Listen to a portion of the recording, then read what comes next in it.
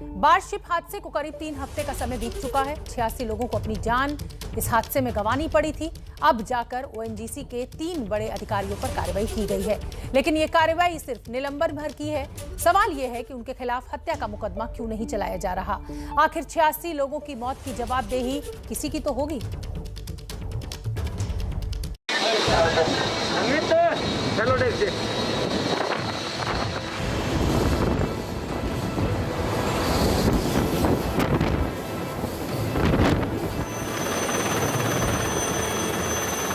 जब ताउते तूफान से बचने के लिए लाखों लोग सुरक्षित जगहों पर दुबके हुए थे, उस वक्त समंदर के बीच में सैकड़ों लोगों के सिर पर साक्षात मौत मंडरा रही थी।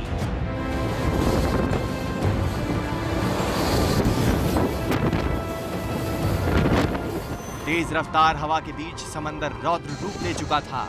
लहरें इतनी उग्र थी कि बड़े से बड़ा जहाज भी उसे झेल पाने में सक्षम नहीं था।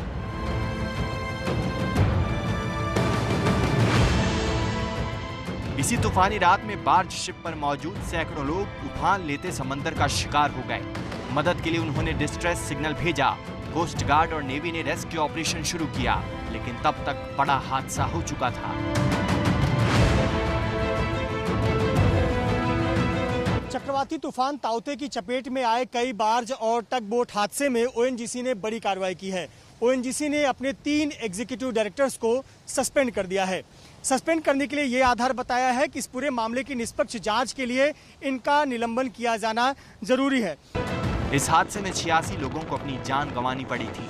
उस वक्त सवाल उठे थे कि इसका जिम्मेदार कौन है, किस वजह से इतने लोगों को अपनी जान गंवानी पड़ी। एबीपी न्यूज ने लगातार इस हादसे से जुड़े लोगों पर सवाल उठाए। अब एबीपी न्यूज की खबर का बड़ा असर हुआ है। बार्ज शिप हादसे में ओएनजीसी के बड़े अधिकारियों पर कार्रवाई हुई है। ओएनजीसी ने अपने 3 एग्जीक्यूटिव डायरेक्टर्स को जांच पूरी होने तक निलंबित कर दिया है। पेट्रोलियम मंत्रालय द्वारा गठित जांच टीम की बैठक में यह फैसला लिया गया। निलंबित हुए तीनों डायरेक्टर ओएनजीसी के ड्रिलिंग, सेफ्टी और एक्सप्लोरेशन के लिए जिम्मेदार थे।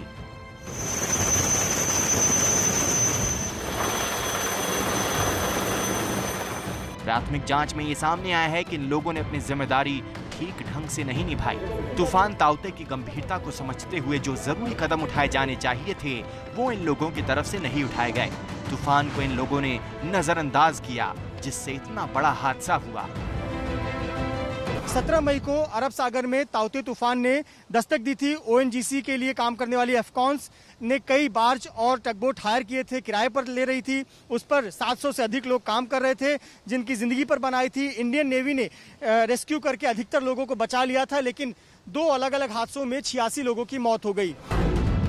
बार्ज P305 मुंबई के तट पर ओएनजीसी के लिए काम कर रहा था। बार्ज P305 को अरब सागर के सबसे बड़े हीरा तेल क्षेत्र में तैनात किया गया था।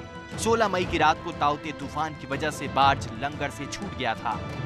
17 मई की शाम को मुंबई से 60 किलोमीटर दूर समंदर में ये डूब गया था।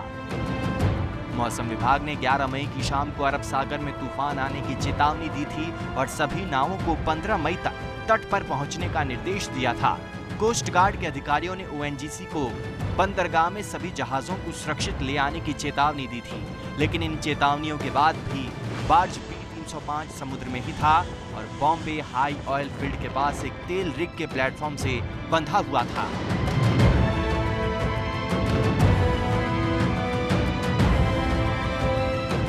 वापस नहीं आने की बहुत बड़ी कीमत बार्ज को चुकानी पड़ी।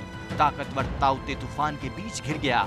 700 से ज्यादा लोगों की जान संकट में थी। ज्यादातर को बचा लिया गया, लेकिन 86 लोगों की जान इसमें चली गई थी।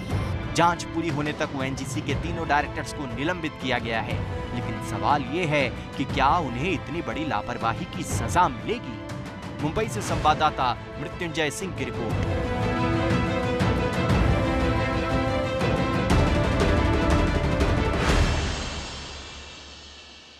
अगली खबर उत्तर प्रदेश के अलीगढ़ से, जहां शराब से होने वाली मौतों का सिलसिला थमने का नाम नहीं ले रहा। 9 और लोगों की मौत हो गई है। जहरीली शराब के चलते इन लोगों ने पुलिस के डर से शराब तस्करों द्वारा फेंकी गई शराब का सेवन किया था। 12 से ज्यादा लोग गंभीर रूप से बीमार हैं, जिनका इलाज किया जा रहा है।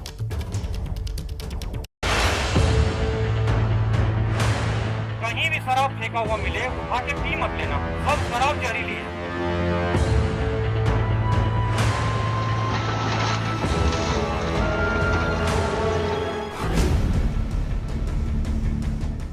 जहरीली शराब के कहर से एक बार फिर पूरा उत्तर प्रदेश हिल गया है। लोगों के मरने का सिलसिला रुकने का नाम नहीं ले रहा है।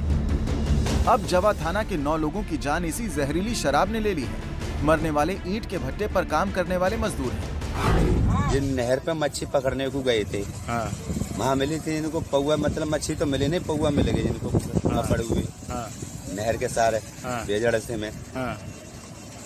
बस इतनी तो हमें पता है।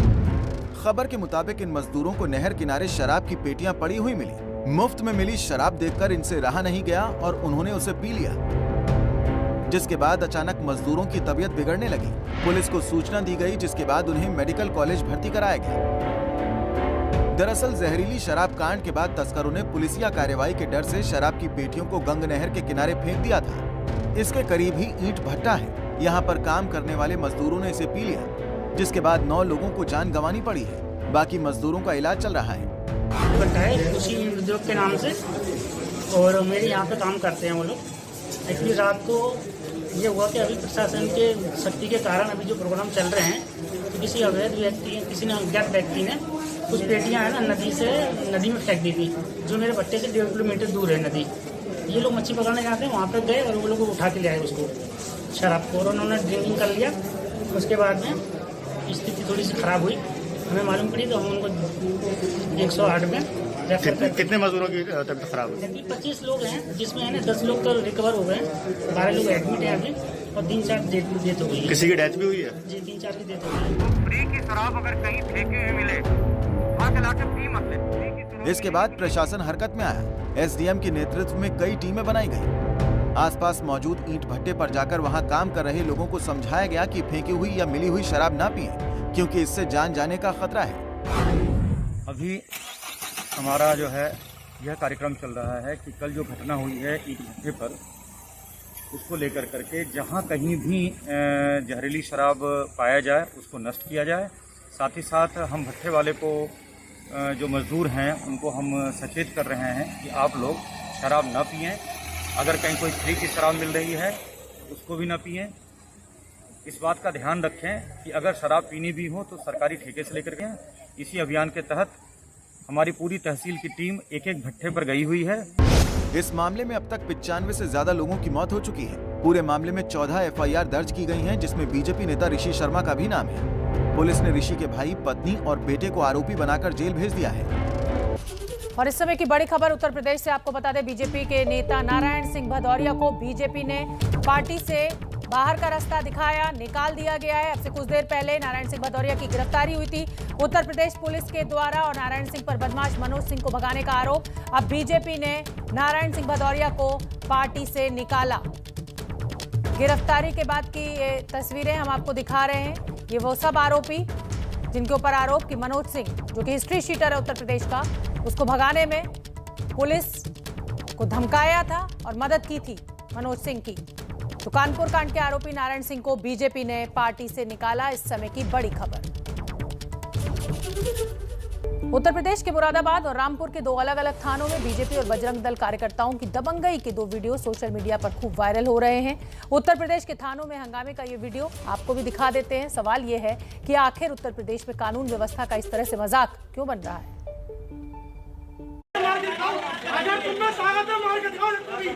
ये तस्वीर रामपुर के पटवाई थाने की है। पुलिस वालों को धमकी दे रहे ये बजरंग दल के कार्यकर्ता हैं। वीडियो में ये बजरंग दल कार्यकर्ता थाने के अंदर ही थानेदार को गंदी गंदी गालियां देते दिखाई दे रहा है। बजरंग दल के इन कार्यकर्ताओं का आरोप है कि पुलिस ने थाने में एक कार्यकर्ता की पिटाई की और उसे हिरासत में ले लिया। पिटाई की खबर मिलते ही सैकड़ों बजरंग दल कार्यकर्ता थाने पहुंच गए। वीडियो में पुलिस वाले अपनी सफाई भी दे रहे हैं, लेकिन ये कार्यकर्ता सुनने को तैयार नहीं।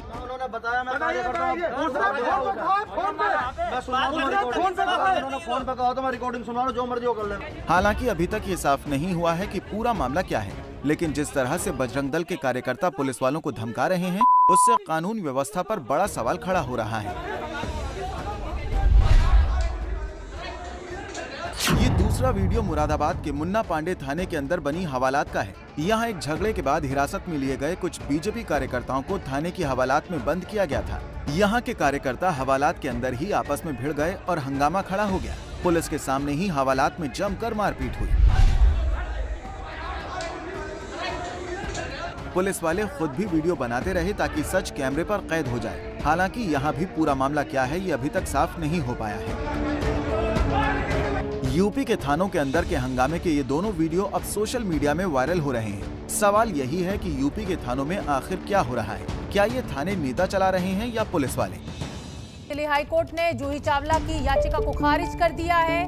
कोर्ट ने कहा है कि याचिकाकर्ता ने कानूनी प्रक्रिया का गलत इस्तेमाल किया है और इस वजह से जूही चावला पर 20 लाख रुपए का जुर्माना लगाया गया है। हम आपको बता दें कि 5G ट्रायल को लेकर ये पूरी याचिका कोर्ट में पहुंची थी, हाई कोर्ट में।